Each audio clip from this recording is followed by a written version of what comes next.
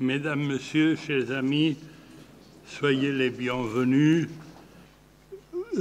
Présente pour deuxième fois M. Jean-Claude Trichet, qui avait été avec nous en dialogue sur l'euro en 2007, avec la participation aussi de M. Jean-Pierre Ross, alors président de la Direction générale de la Banque nationale suisse, et que j'ai le plaisir de saluer encore aujourd'hui, car il a eu la gentillesse de nous accompagner. Je n'aime pas les présentations qui disent « Monsieur Antel a été d'abord ça, plus un autre fois ça ». Dans le cas de M. Trichet, ce serait absolument interminable, parce qu'il a commencé dans l'administration française, puis il a passé comme chef de cabinet de plusieurs ministres. Excusez-moi. Je disais qu'il a eu une très longue carrière. Et en ce qui concerne l'Union européenne, il a été gouverneur de la Banque de France et comme ça, il participait au système bancaire européen qu'il a même présidé à la conférence de 1993 à 2003. Et en 2003, il est devenu président de la Banque centrale européenne. Si vous m'excusez, je vais mêler une anecdote personnelle. Le jour où il a fallu nommer le premier président de la Banque centrale européenne, on a vécu un de ces exemples des préjugés européens qui se révèlent toujours faux. C'était, si je me rappelle bien, en 1er mai 1999, et il fallait décider entre M. Duesenberg, patronné, je crois, par M. Kohl, et M. Trichet, patronné par M. Chirac. Vous comprenez qu'on entendait alors toutes ces choses qu'on dit, M. Trichet, il est français, donc il sera partisan d'un euro faible, qui sera sujet d'une inflation horrible, ça va mal aller, etc., etc. La discussion entre M. Chirac et M. Kohl a commencé à peu près vers 3h30 de l'après-midi. Le Conseil européen devait commencer à 4h30 avec tout réglé. À 4h30, j'étais au Justus Lipsius pour le commencement. Un diplomate est venu me voir à 5h moins quart pour dire la discussion continue encore. On n'a pas d'accord sur ça. Alors, si vous voulez bien attendre. Une demi-heure après, le même diplomate est venu me dire « La discussion continue, on ne sait pas quand est-ce qu'elle va finir ».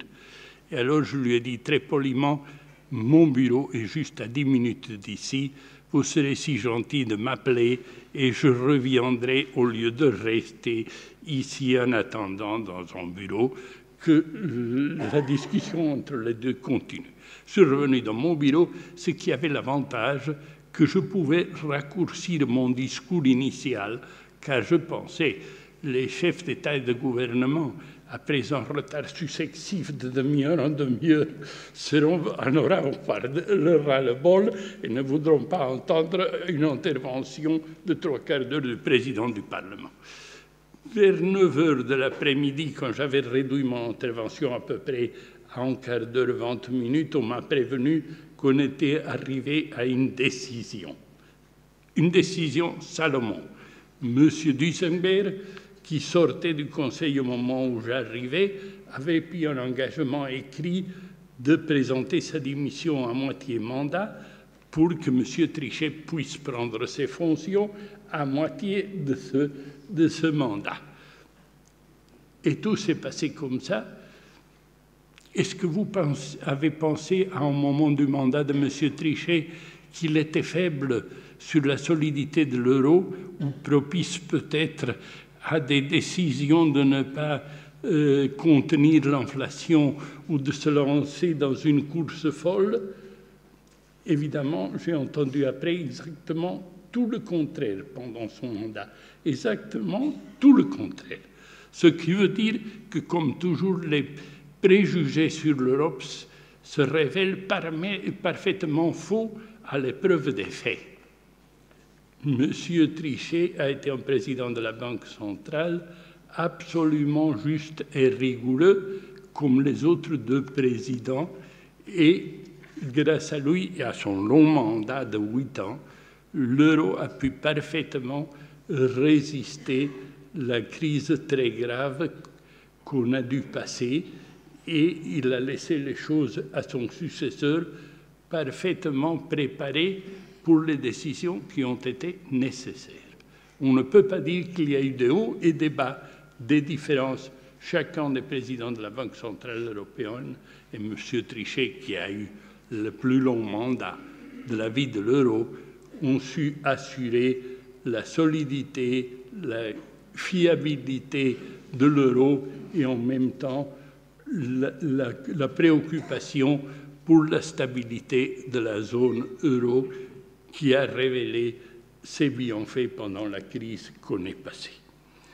Aujourd'hui, il est président du groupe des 30, un think tank de réputation internationale basé à Washington, qui rassemble des universitaires et financiers, président du conseil d'administration de l'Institut Bruegel, autre think tank de référence basé à Bruxelles, membre de l'Institut de France, comme vous savez, Académie des sciences morales et politiques. Donc, il continue à avoir une activité de premier plan extrêmement importante où l'Europe a besoin de la réflexion et de la guidance de ses meilleurs cerveaux dans une conjoncture qui continue à être délicate et compliquée.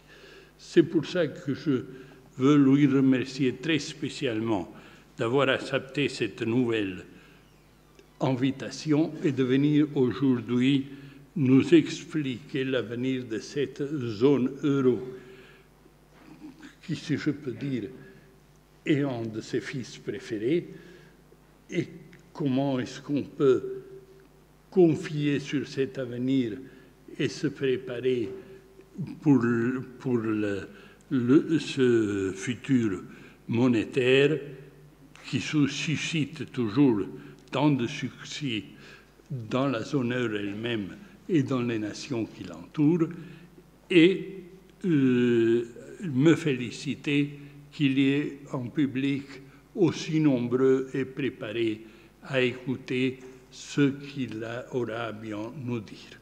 Merci beaucoup encore, cher ami.